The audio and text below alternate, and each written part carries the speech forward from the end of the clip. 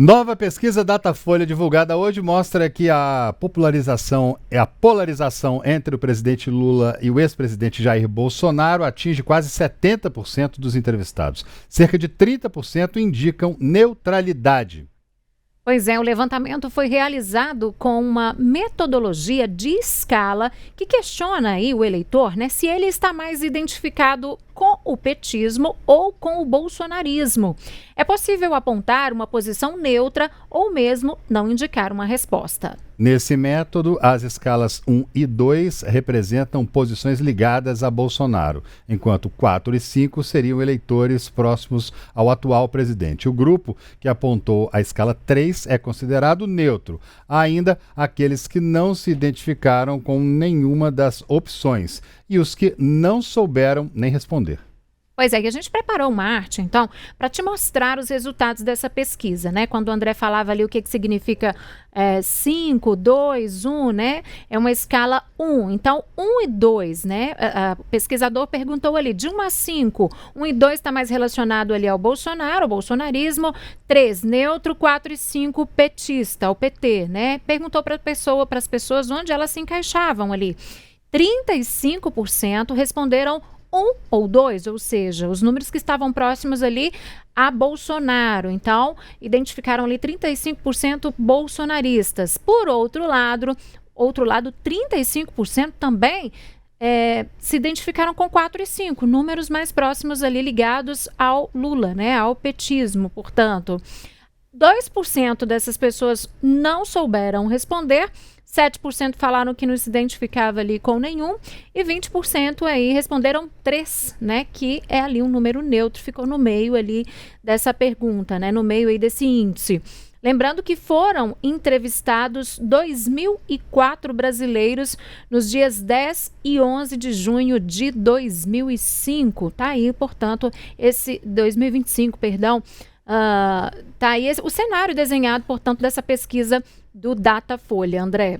Sobre o assunto, a gente vai conversar agora com Eduardo Green, que ele é cientista político e professor da Fundação Getúlio Vargas, a quem a gente já agradece pela participação aqui com a gente no jornal, para nos ajudar a entender esse cenário agora dessa pesquisa. Dá para dizer que tá ficando tudo igual ou está tendo alguma diferença já, professor? Boa noite. Boa noite, sempre um prazer estar com vocês aqui do Em Tempo.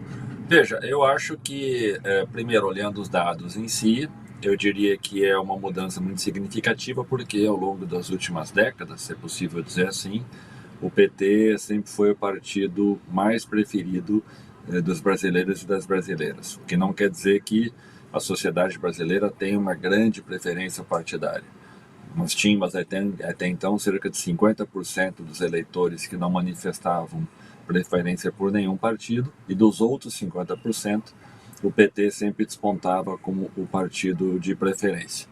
Esse dado que nós temos agora, apresentado pelo Datafolha, ele é um pouco surpreendente, porque mostra que nós temos uma redução daquilo que era um dado histórico, que era uma maior prevalência da preferência pelo PT, e uma ascensão do bolsonarismo. Mas, por outro lado, é importante destacar que esse dado reflete uma nova realidade da política brasileira, sobretudo muito amparada na polarização política. Qual é a implicação que isso tem? Nós passamos a reduzir muito as escolhas que a sociedade brasileira tem em termos de ideologias políticas, por assim dizendo, assumindo que tanto quem se diz mais petista quanto quem se diz mais bolsonarista tenha uma clareza mínima daquilo que significam as propostas desses dois campos políticos, certo? Então, estou assumindo que há alguma clareza, embora as pessoas possam responder motivada por vários fatores. Mas o que importa nesse caso é que as pessoas passam a ter no Brasil uma identificação cada vez mais significativa com dois grandes campos políticos que vêm disputando a preferência da sociedade brasileira. Os que apoiam o ex-presidente Bolsonaro ou o bolsonarismo, e aqueles que apoiam o PT ou eventualmente apoiam Lula, né? Essa distinção também a pesquisa ela não deixa muito clara. Qual é a implicação que isso tem para a democracia? mesmo quem não concorde com alguma dessas visões, acaba sendo engolido pela polarização e às vezes acaba tendo que votar, digamos, no menos pior, ou naquele que não gostaria que ganhasse, embora sua preferência fosse uma terceira visão política ou uma terceira candidatura. Então tudo indica que no ano que vem nós teremos uma eleição novamente polarizada entre quem vai seguir apoiando o atual presidente Lula, que é candidatíssimo à reeleição, e alguém que pelo menos deverá ter a preferência do apoio de Bolsonaro, ainda que candidaturas menores possam vir a surgir, mas entendo eu com muito menos viabilidade eleitoral. Então acho que esse é o cenário novo que nós temos, por assim dizer. De todo modo, eu acho que vale uma pequena reflexão metodológica sobre a pesquisa, porque ela, ao invés de, como outras que já houve, e eu lembro nas décadas passadas, na qual se perguntava de maneira espontânea ou mesmo induzida para as pessoas o partido da sua preferência, agora a pesquisa ela faz uma escala que mede dois grandes campos políticos.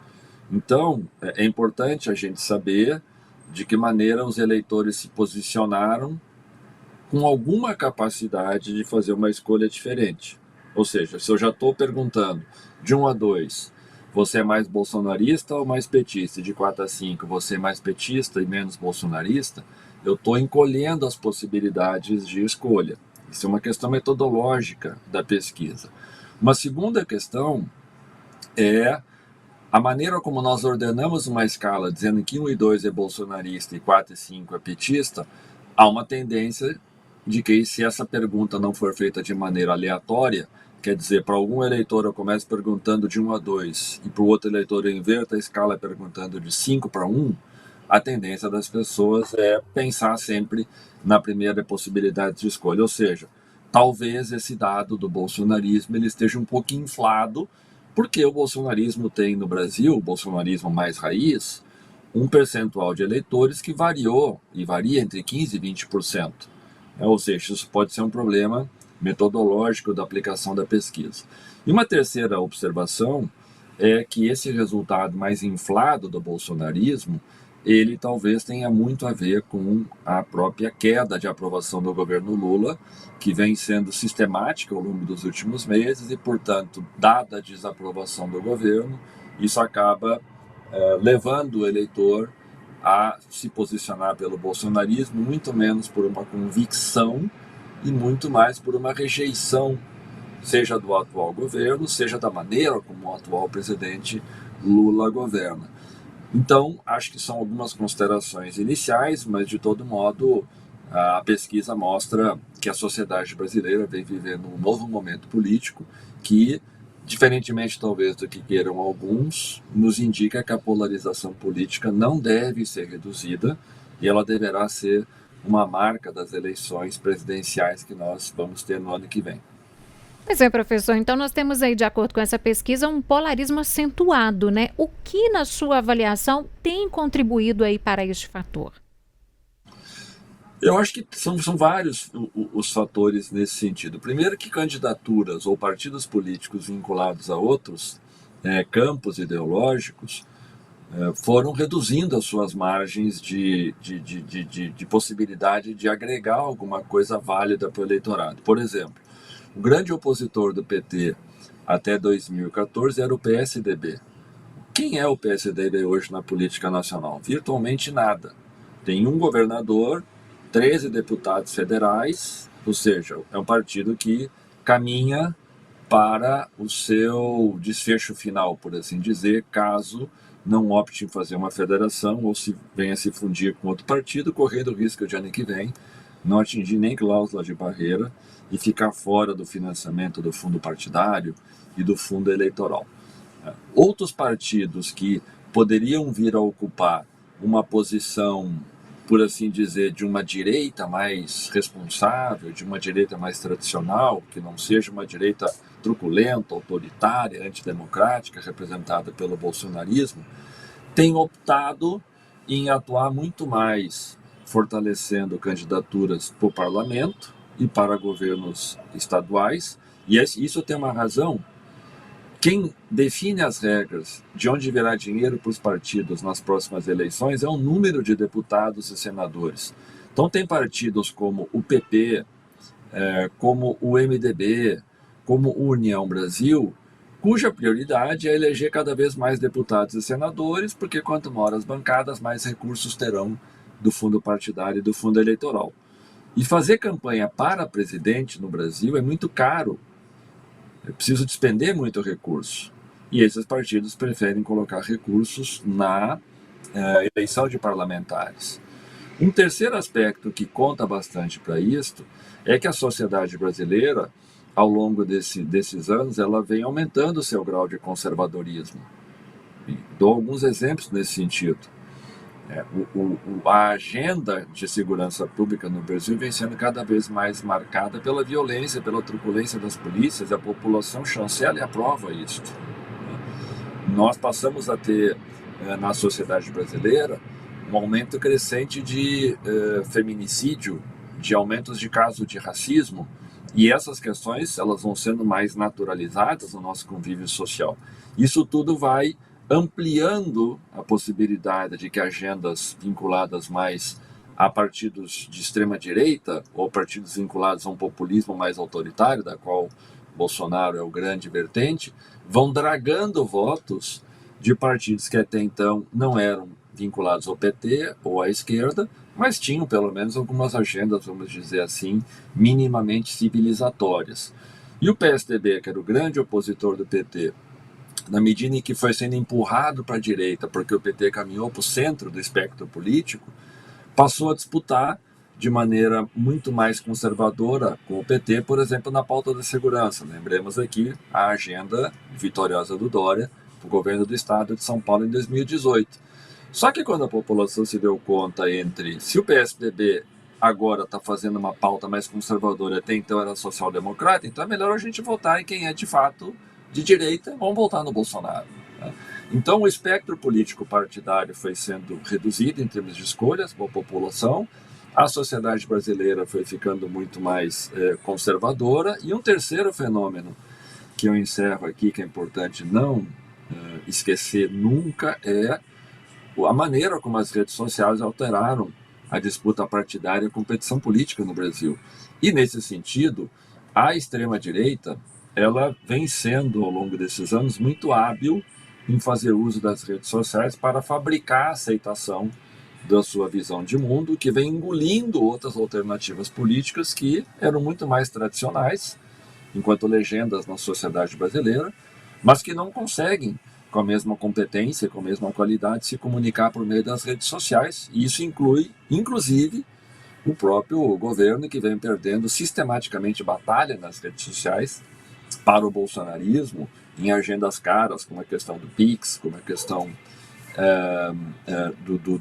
do IOF, para lembrar duas questões. Então, esses fatores todos, eles vão fazendo com que a polarização política ela vá dando a cara daquilo que, até o presente momento, vem sendo, e acho que seguirá sendo por algum tempo, a realidade da competição política eleitoral no Brasil. Professor, me chamou muito a atenção esse índice de pessoas que se declararam neutras, né? E também chegou a 20%. E esse índice de pessoas que afirmaram que não se identificam nem com Bolsonaro, nem com Lula, né? Nesse cenário de polarização, esses números realmente chamam a atenção? Eles podem indicar uma perspectiva também de uma migração de votos, de repente, para um dos lados? Essa migração de votos ela vai acontecer forçosamente, porque nós vamos ter uma eleição no Brasil, como tem sido a tônica de todas as eleições presidenciais desde 2002, de 2 turnos. Um cenário de polarização política como nós vivemos no Brasil, no qual as margens entre aprovação e desaprovação do governo estão muito vinculadas com aqueles que apoiaram Lula em 2022 e aqueles que seguem apoiando Bolsonaro. Então, nós não vamos escapar disso. Então, as pessoas vão ter que, em algum momento, optar em votar por um candidato que elas entendem que é o menos ruim, por assim dizer, embora não seja a sua primeira preferência.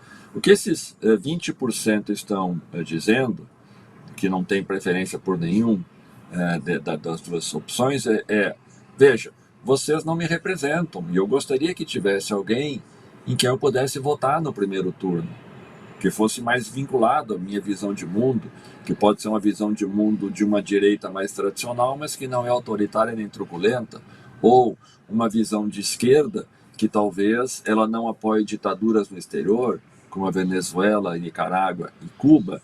Então há uma parcela da sociedade que entende que existem limites, fragilidades nessas duas principais compreensões, mas o espectro partidário não oferece a essas pessoas uma alternativa viável. A gente poderia pensar que, bom, fora do bolsonarismo, quem seriam candidaturas viáveis? Eu não estou nem falando do governador Tarcísio de Freitas, porque esse é um bolsonarista de carteirinha. Esse discurso que ele é um bolsonarista moderado não convence ninguém. Bolsonarista é bolsonarista. Falaria então, por exemplo, se Zema, governador de Minas Gerais, poderia ser uma alternativa mais comportada, por assim dizer, ou Ronaldo Caiado, governador de Goiás, ou eventualmente Ratinho Júnior, ou Eduardo Leite. Mas essas são candidaturas regionais. É muito difícil que uma candidatura dessas consiga decolar e ter aceitação em nível nacional. O próprio Tarcísio de Freitas teria dificuldade quanto a isso, por sinal. Então, nesse sentido, o que esses eleitores estão dizendo seria legal, esses 20% estão dizendo, que tivesse uma outra alternativa com a qual eu pudesse dialogar e conversar no primeiro turno. Eu acho difícil que isso se consolide eleitoralmente, mas eventualmente pode acontecer um cenário no qual alguma dessas 4 candidaturas que eu indiquei não se entenda com o bolsonarismo e dispute no primeiro turno, que possa ter lá 10, 12, 15% de votos, não importa, e esses votos podem ser decisivos para negociar apoios no segundo turno. E quem sabe com isso buscar influenciar ou mais à esquerda ou mais à direita. Eleitores poderiam se comportar indicando a vitória ou da reeleição de Lula ou eventualmente de uma candidatura de oposição. Mas ainda repetindo, dado o fato que nós temos 70% dos eleitores por essa pesquisa, tomando essa pesquisa como referência, fixados em 2 grandes concepções políticas e ideológicas, o espaço para fugir da polarização é muito pequeno. Ainda está difícil que a gente acredite, por exemplo, naquilo que se convencionou chamar no Brasil do surgimento de uma terceira via.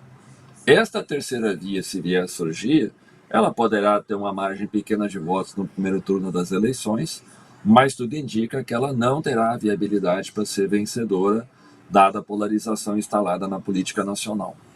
Professor, vendo por um outro ângulo essa pesquisa, a gente sabe que o ex-presidente Jair Bolsonaro está inelegível pelo TSE, né? Ele não pode ser eleito presidente da República, não pode concorrer a nenhum cargo. A gente pode observar aí nas respostas das pessoas, as respostas que têm sido dadas ultimamente nas pesquisas, que há uma descredibilidade da própria justiça no país a ponto de falar: eu vou votar nele, mas ele está inelegível, mas a justiça disse que não. A gente pode ver também uma coisa balançando aí na fé das pessoas na justiça, na crença das pessoas na justiça? Não me parece isso. Lembremos que em 2018, às vésperas de ser condenado e preso, Lula era o principal candidato pelas pesquisas de opinião e possivelmente ganharia em 2018, caso não tivesse sido preso, né? O que ocorre é que hoje, gostemos ou não, as 2 grandes lideranças populares no Brasil que têm recall são Lula e Bolsonaro. E as pessoas se identificam com isso independentemente de qualquer restrição de ordem legal, né? Por outro lado, olhando especificamente o caso do ex-presidente Bolsonaro, na medida em que o processo em curso no STF caminhe e o desfecho seja aquele que tudo indica que assim será, da sua condenação e prisão ainda esse ano, a tendência é que ele perca um pouco desse capital político. Mas eu não entendo que as pessoas associem a presença de um candidato que elas querem, que dispute a eleição, com descredibilidade ou deslegitimação das instituições da justiça, né? Isso me parece que são fenômenos que trabalham em diferentes órbitas. Uma é a dinâmica institucional que cabe ao STF e outras instituições lidarem, e a outra é a dinâmica da própria sociedade que caminha num outro ritmo, né? Tá certo, professor Eduardo Grin, cientista político e professor da Fundação Getúlio Vargas. Muito obrigada, viu, por estar conosco nessa noite. Eu sei que o senhor já está com o tempo esgotado aí, porque a gente tinha muito mais assunto para tratar, mas uma próxima oportunidade, com certeza, a gente conversará mais por aqui. Uma ótima noite. Obrigado a você, sempre um prazer estar com vocês. Boa noite.